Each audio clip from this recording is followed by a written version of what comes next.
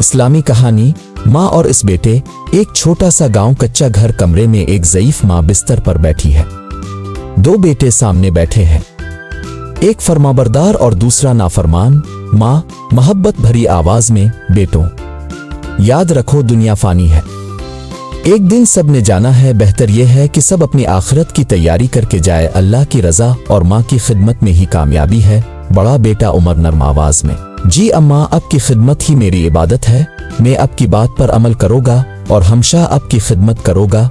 छोटा बेटा अली बेपरवाह लहजा, अम्मा आप हर वक्त नसीहतें करती रहती है, जिंदगी उन बातों के बगैर भी कट सकती है, आप दूर बदल चुका है। माँ की तबीयत अचानक बिगड़ती है, सर्दी का मौसम है, रात का वक्त है, तेज हवा चलती है। माँ, उमर बेटा मेरा सांस घट रहा है, जरा हकीम के पास चले जाओ और हकीम को बुला लाओ। उमर फौरन उठ खड़ा होता है, चादर ओढ़ता है और अंधेरी रात में निकल जाता है हकीम को बुलाने के लिए। अली बिस्तर पर करवट बदल कर कहता है, अम्मा मुझे नींद आ रही है, मैं सोने लगा हो, सुबह देख लेंगे। उमर बर्फीले मौसम में हकीम को ले आता है, माँ का इलाज होता है। हकीम, अल्लाह तुम्हें जज़ा दे बेटा, तुम्हारी खिदमत की वजह से तुम्हारी माँ की जान बच गई। माँ की आंखों से खुशी के आंसू निकलते हैं। उमर माँ के पांव दबाने लगता है, माँ दिल से दुआ देते हुए, आ अल्लाह इस बेटे के रिस्क में बरकत अता फरमा, इसके कदम जन्नत की तरफ लगा दे। अली खामोश बैठा ये सब देख रहा है, मगर उसके चेहरे पर बेजारी झलक रही है। कुछ साल गुजर जाते हैं, माँ मजीद ज़ईफ हो जाती है, उमर हर वक्त साथ है।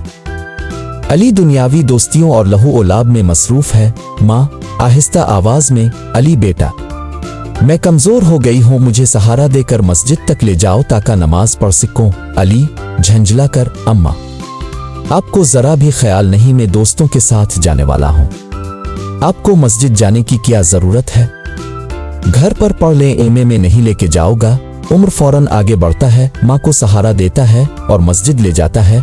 माँ बिस्तर मर्ग पर है, दोनों बेटे पास बैठे हैं, कमरे में सुकूत छाया हुआ है। माँ आंसू भरी आवाज में, अली तुमने मेरा हक अदा किया, अल्लाह तुम्हें जन्नत अता करे और कामयाबी दे। अली तुमने मुझे दुख दिए, अल्लाह तुम्हें हिदायत दे। ये कहते ही माँ अपनी आंखें बंद कर लेती है, रूह परवाज कर जाती है। माँ का जनाजा उठाया जाता है और कब्रिस्तान दफना देती है। गांव के सब लोग जनाजा में शरीक होते हैं, लोग सरगोशी करते हैं, क्या नेक औरत थी, और देखो उमर कितना फरमाबरदार बेटा है।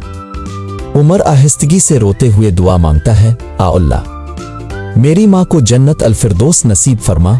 अली के चेहरे पर नद उम्मत के आसार हैं, मगर आंखों में सच्ची तौबा नहीं। कुछ अरसा बाद अब उमर और अली बड़े हो जाते हैं, उम्र के रिस्क में बरकत आती है, लोग इससे मोहब्बत करते हैं। दुआ की बरकत से इसके घर में सुकून और खुशियां आती हैं और माँ की दुआ से उमर कामयाब हो जाता है। दूसरी तरफ अली की तिजारत तबाह हो जाती है, दोस्त छोड़ जाते हैं, वो अकेला रह जाता है और वो नाकाम हो जाता है। वो सोचता है शायद ये सब माँ की बद्दुआ का असर है, लेकिन अब बहुत देर हो चुकी है।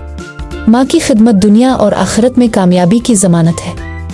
जो बेटा माँ की इज्जत और खिदमत करता है, अल्लाह इसके रिस्क और उम्र में बरकत देता है, और जो नाफरमानी करता है वो दुनिया और आखिरत दोनों में नुकसान उठाता है।